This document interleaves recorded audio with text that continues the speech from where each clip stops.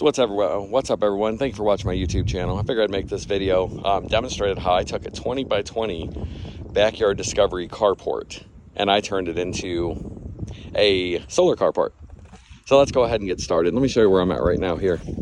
So these are all being run in series. 1, 2, 3, 4, 5, 6. What these are what is it, 375 watts per panel.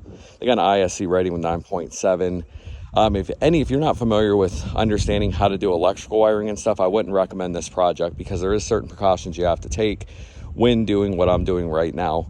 And then another precaution you got to take is you got to know the weight limits and the load limits on how much everything weighs. So for example, one panel here that I've got sitting here is approximately, let's see if it's basically 3 feet by 7 feet. So it takes up 21 square feet at 50 pounds. So you need to do your weight load limit and get an idea is can whatever you're putting these on even support that type of weight. Now, Backyard Discovery, as a disclaimer, does not condone what I'm doing here. They've done load tests, they've done wind tests on all these products. The wind is rated up to 100 miles an hour, and that's of course anchored into the ground. The load test is, they did it for 24 hours and it was at 20,800 some pounds. So there's more than ample enough weight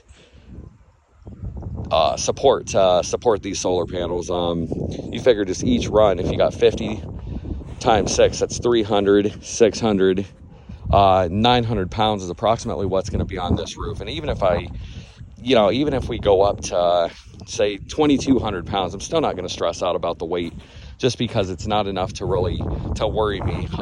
Now these panels are pretty big. There is ones out there that are a lot smaller, but I ended up getting 11 kW inverter and a 10.5 battery to support the process of what I'm working on doing here.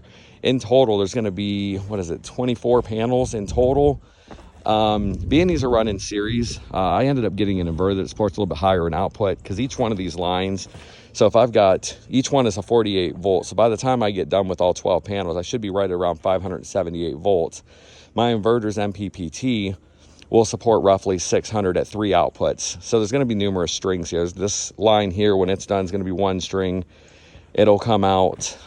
This line over here will come out here, and it's also to the add-on that I added here for off Backyard Discoveries, and I'll take you down here in a minute and show you how that was done.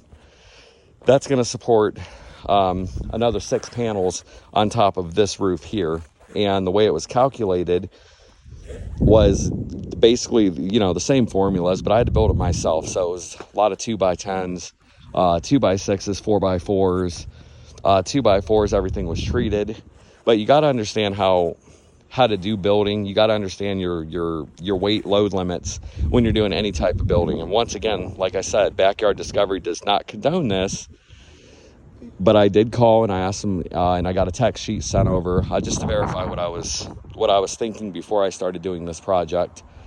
But I hope you guys are enjoying my videos. I'll try uploading as much more as I possibly can. But just to give everybody an idea, you see all this white stuff on this black roof. What that is when I was putting the sealant in yesterday, it started raining, it started running, so I had to go back over it today and reseal it. But these are your rails. They're all mounted down. And then each one of these strings, positive and negative, all the way down to give me the series. Now these could have been ran in parallel, but that would have increased the amps, thus increasing more amps that I would have needed for the breaker panel and everything else. That's another thing I ended up getting, a new solar ready breaker panel for the outside. That way I can, my meter was old, that way I can change the meter out, change the panel out, basically change everything out and more or less update this. For now it's going to be an off-grid system, but in the future I very well may go ahead and grid tie this system. It would be, it'd require some permits and all that stuff. In my state, they really don't care what you do as far as permits go, as long as it's not visible from the street. Now, this obviously isn't visible.